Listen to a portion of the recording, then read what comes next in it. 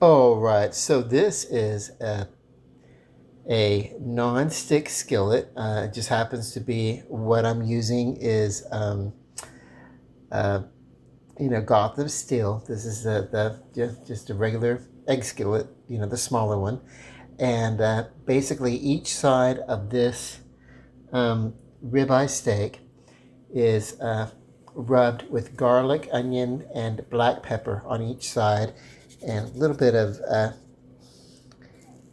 MSG, monosodium glutamate. The brand is Accent, and so we're just going to get it nice and brown on each side, leaving kind of a thick ribbon of pink throughout. Want to get to a medium, maybe a medium well, but I really don't like rare steak. But this is a really good cut. It's larger, but it's a thin cut, so it'll cook up pretty quick. And of course, it is 1 a.m. This is going to be my first meal of the new day, and starting out with no carbs. I've been doing low carbs for the past few days. So we just want to stick with this diet and see what we can do. Diet and exercise, key to a healthier, longer, hopefully existence. Unless I get like an anvil dropped on my head or something. So I let it get a little brown on this side, flipped it, and basically I'm going to get it really good and caramelized on the other side, and then I'll flip it and I'll finish the caramelization of this side. And that will be, want to watch it because I want it to be, I don't want it to get like so done that it's like super, super well done. I want there to be some moisture retained in it. And then I'm going to top it with some sage, cheddar cheese, and a little bit of unsalted butter. All right, so CJ Miller here with my dinner, and this is a quickly, oven cooked, just cooked right, not oven, stovetop, stovetop, uh, pan fried, really just stove grilled, just whatever, the pan non-stick. So I used no oil because this was going to create its own little bit of cooking, and basically yeah, it was thawed out and somewhat thin, so I knew that it was going to cook quick on each side. It did, and then I topped it with this really great Irish cheese that is sage and cheddar, and a little unsalted butter.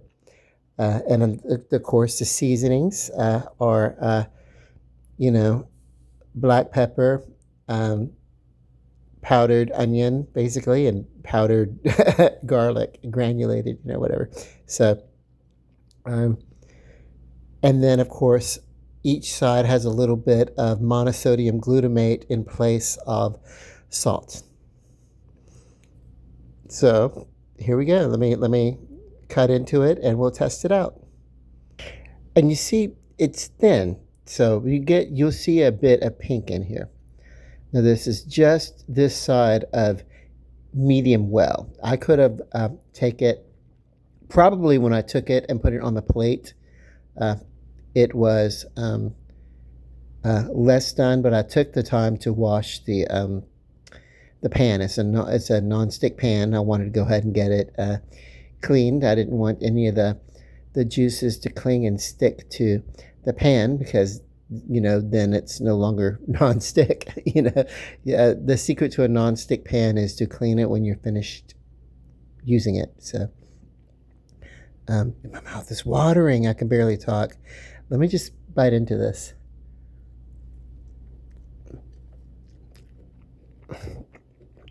So tender, and this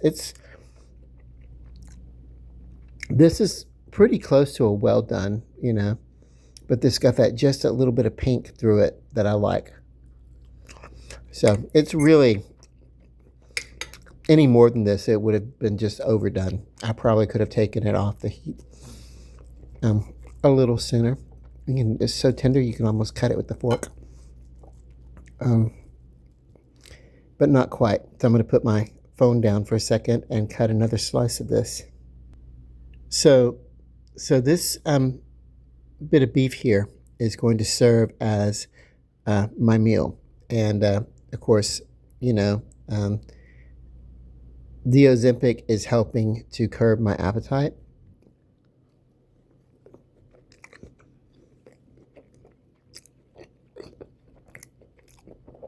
I suppose, but I still have a monster appetite. Like if you sit me down in front of a feast, I will eat a feast.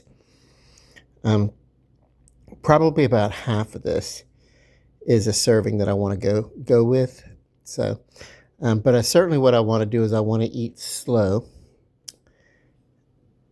I do have a habit of scarfing, like chewing just a couple of chews and just scarfing it down. You know, because I'm basically just a child when it comes to food, you know. But yeah.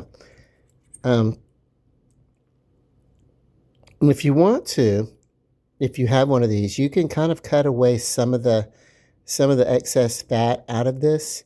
This isn't too bad though, and some fat, some riveting really gives it flavor. It's where some of the flavor comes from. Now there was this one time I was with my friends Jana and Paul. It was one of my days that we were celebrating a milestone in my recovery some years ago. And we were out at a restaurant. I'll go ahead and tell you the name. It was a Texas Roadhouse. And it was a ribeye that I ordered, but this particular fat right here was all throughout this. So there was hardly any beef surrounding it, and most of it was fat.